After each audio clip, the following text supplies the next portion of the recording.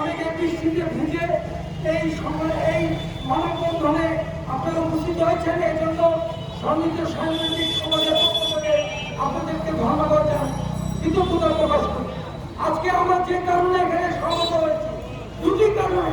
একটা হচ্ছে দৈনিক দিনকালের পূর্বপ্রধান সালেকুজ্জামান সালেক, রংপুর সাংবাদিক ইউনিয়নের সভাপতি, জ্যেষ্ঠ সাংবাদিক, তাকে চেম্বার অফ কমার্সের একটা তথ্য চক্রকে দিয়ে এই রংপুরের দুর্নীতিবাজ ঘুষখোর কাস্টম কমিশনার শফিউর রহমান জনভাবে নাম শুনে করেছে, যেটা আমরা কোনোভাবেই গ্রহণযোগ্য নয়। তার এই অশালীন কর্মকাণ্ড উদ্বুদ্ধপূর্ণ আচরণে আমরা তীব্র প্রতিবাদ জানাই।